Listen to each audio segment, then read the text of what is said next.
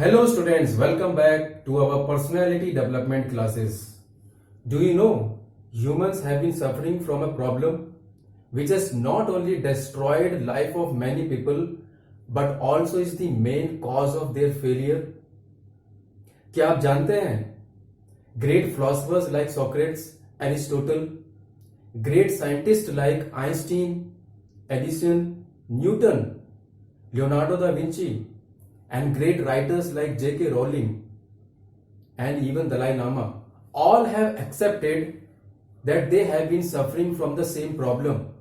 But all these people learned how to manage this problem. Do you want to know what is the name of that problem? Today we will discuss that problem and the scientific causes of that problem and also the scientific solutions of that problem, so that you can also learn how to manage it and become great in your life. So that problem is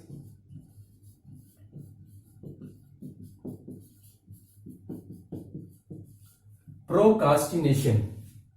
शायद आपने सुना होगा, ये नहीं भी सुना है तो no problem. So it is a force which prevents you from doing what you want to do. It is a kind of mental block, a mental problem which will delay your work, which will make you to postpone your task.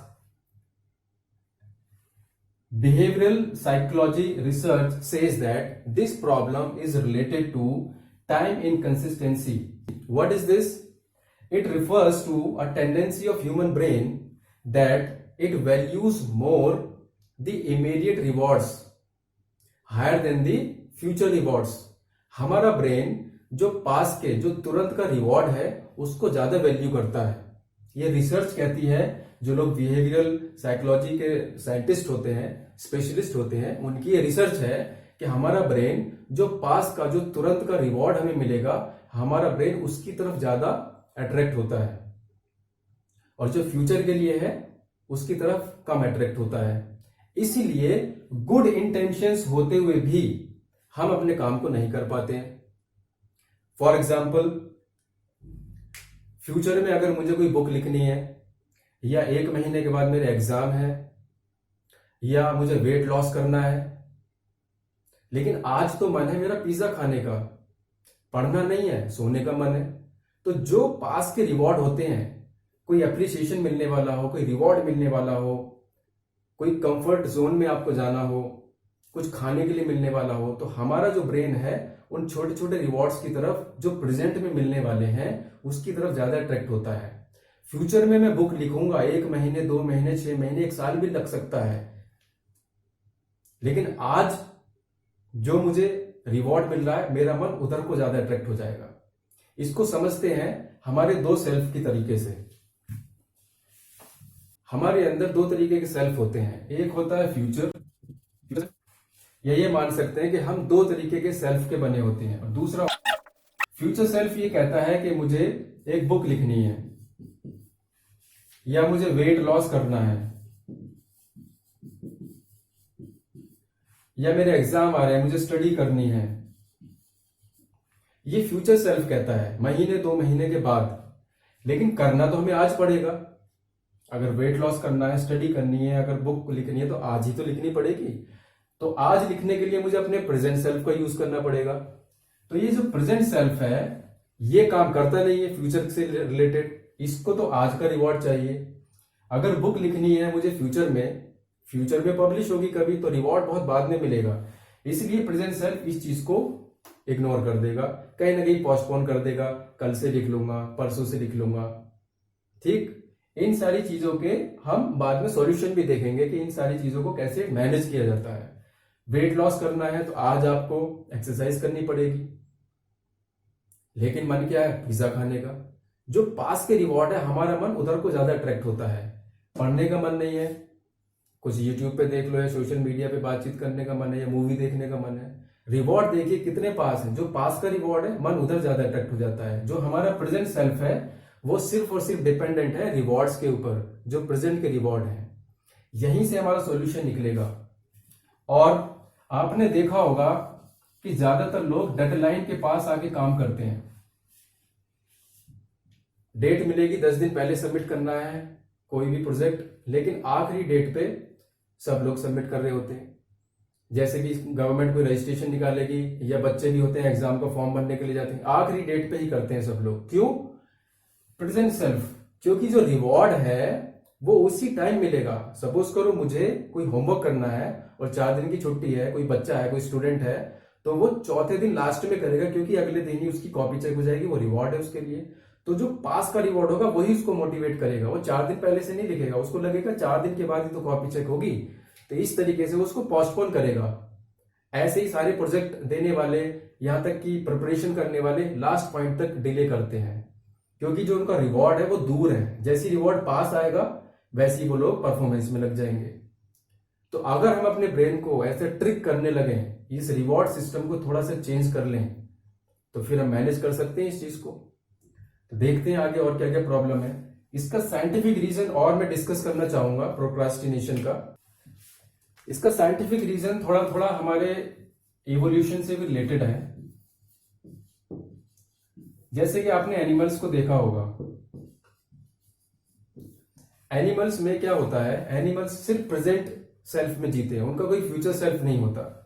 Suppose करो कोई हिरन है, उसके पीछे शेर पड़ा, वो शेर से अपनी जान छुड़ा के भागा, घंटे 2 घंटे बाद वो नॉर्मल हो जाएगा, या वो चिंता करेगा अरे आज तो शेर मिल गया, अब क्या होगा, एंग्जाइटी हो गई, स्ट्रेस हो रहा है, डॉक्टर के पास जाना पड़ेगा, हार्ट बीट्स बढ़ रही है, 4 दिन हो गए मुझे डर के मारी नींद नहीं आ रही। ऐसे करते हैं हिरन?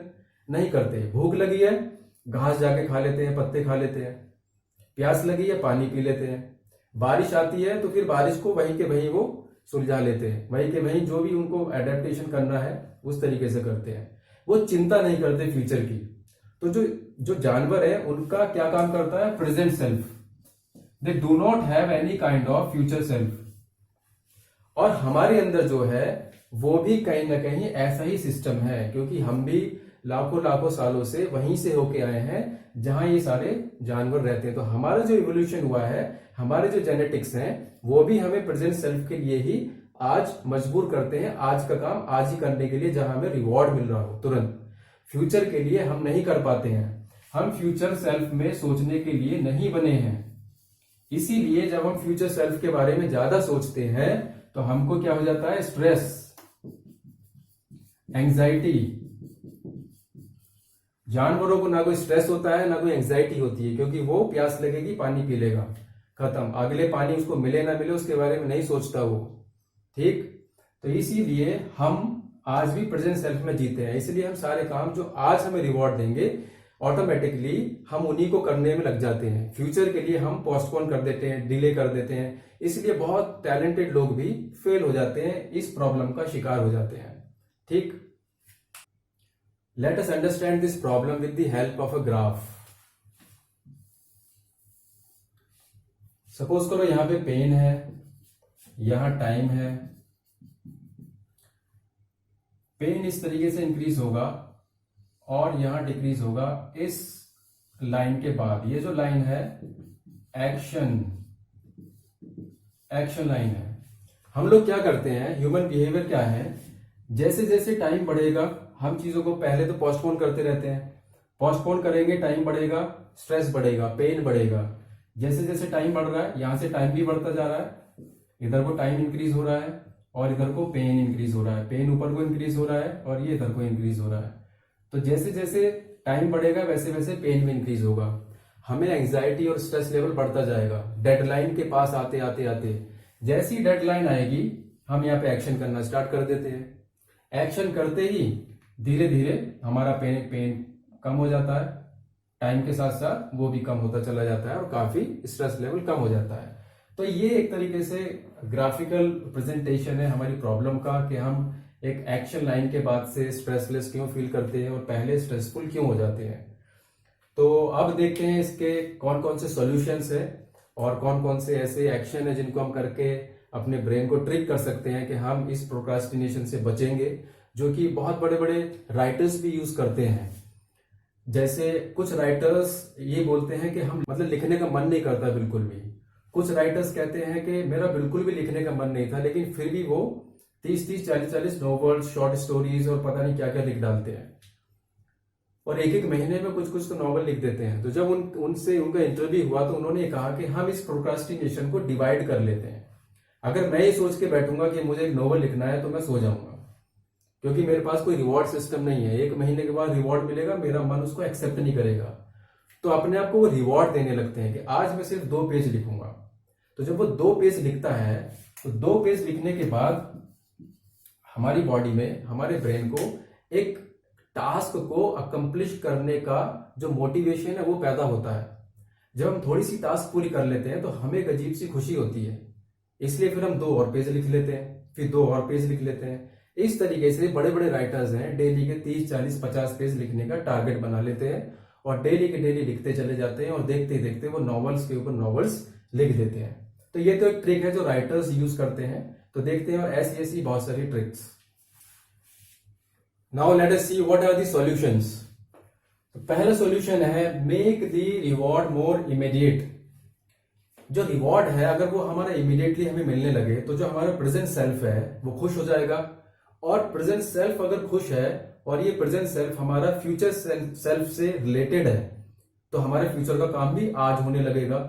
जैसे अगर मुझे वेट लॉस करना है तो मुझे भागना पड़ेगा, लेकिन मैं तो नहीं भागूंगा क्योंकि उससे तो मुझे बॉडी में पेन होगा और बहुत ज्यादा प्रॉब्लम है।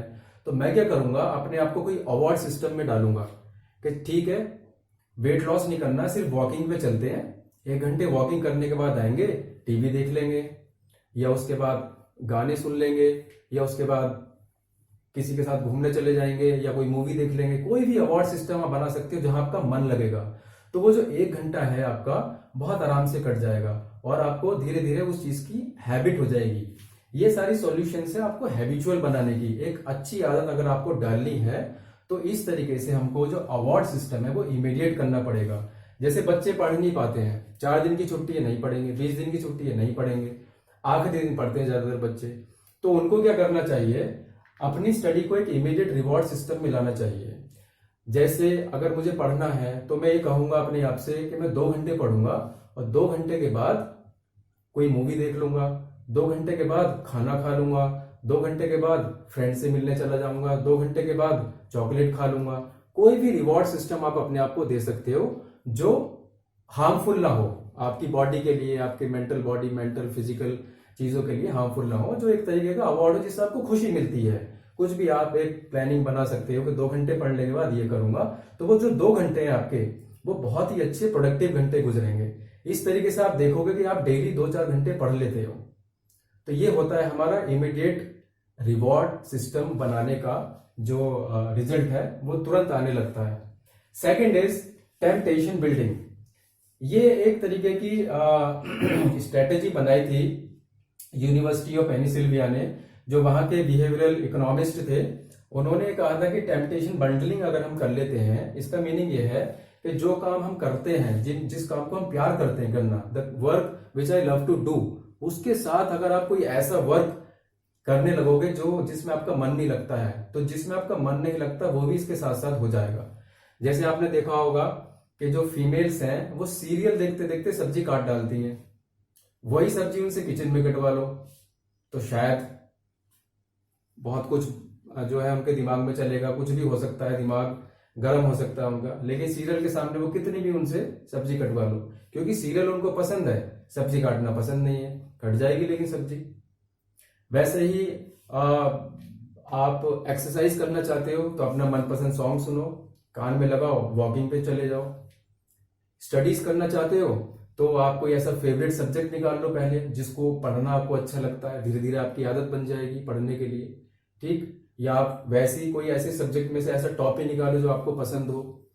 तो आप कुछ भी ऐसा काम करो जो आपको बहुत पसंद है और उसके साथ साथ वो वाला काम भी ऐड कर लो जो आपको एक्चुअली में पसंद नहीं है लेकिन वो करना है, वो इंपॉर्टेंट वर्क है। तो उसके साथ अगर आप ये काम कर लोगे तो बहुत अच्छा हो जाएगा। ये भी एक बहुत अच्छी साइंटिफिक और साइकोलॉजिकल स्ट्रेटेजी है अपने काम को करने की। थर्ड है मेक टास्क मोर अचीवेबल। अपनी टास्क को थोड़ा सा ऐसे बनाओ कि हम उसको अचीव कर लें।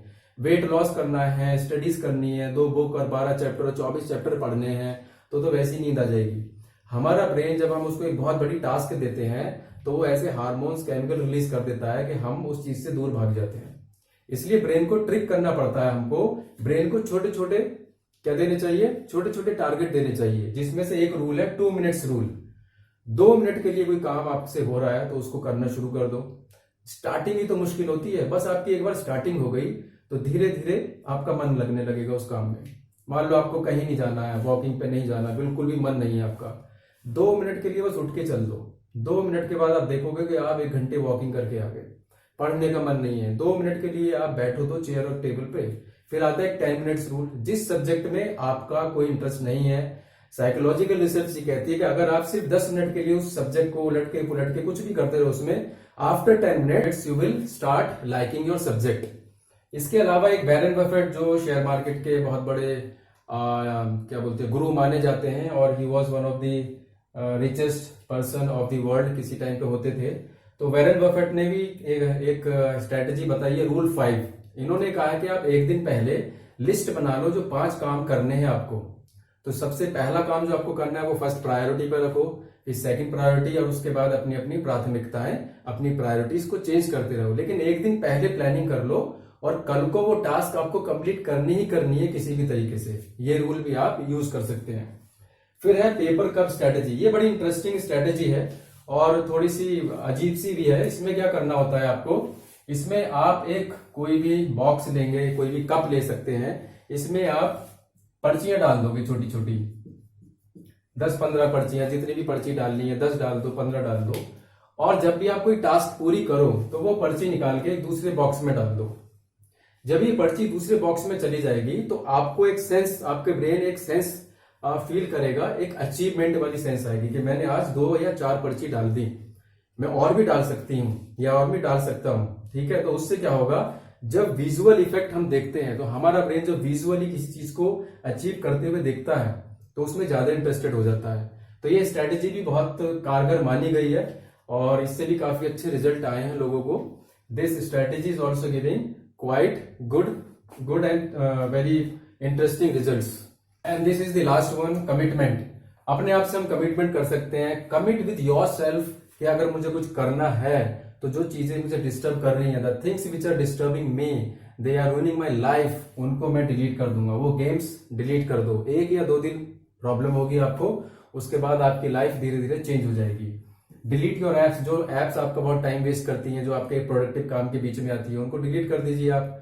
ठीक है, बहुत सिंपल तरीका है। जब ना ऐप होगी तो आप क्या करेंगे, यहां तक कि अगर एग्जाम आ रहे तो रिचार्ज मत कराइए। अगर आपको इंटरनेट का यूज नहीं करना है तो टीवी से परेशान है, आपके रूम में टीवी है तो उस टीवी को शिफ्ट कर दीजिए। जब मन होगा जाके देख लेना, लेकिन सामने नहीं होना चाहिए अगर टीवी परेशान करता है। ऐसे कोई भी चीज आपको परेशान करती है, सेविंग नहीं कर पाते हैं आप, जो लोग वर्किंग होते हैं सेविंग नहीं कर पाते हैं, तो कहीं ना कहीं किसी न किसी स्कीम में आप इन्वेस्ट करिए। अपने आप जो ऑनलाइन सेविंग इन्वेस्टमेंट चीजें होती हैं, अपने आप अकाउंट से पैसे कटते रहेंगे, आपको कुछ नहीं करना। ऑनलाइन आपकी सेविंग चलती रहेगी। फ्यूचर के लिए सेविंग करना बहुत जरूरी होता है। ठीक है, तो ये सारी चीजें थी, सॉल्यूशंस थे। Hope you will follow all this strategies and you will pay attention on this problem, that this is a very serious problem, procrastination, and it is seriously harming our lives, and it is seriously delaying our work, and the most talented people are becoming failures. So I hope you will pay attention on and implement all these strategies in your life. Thank you.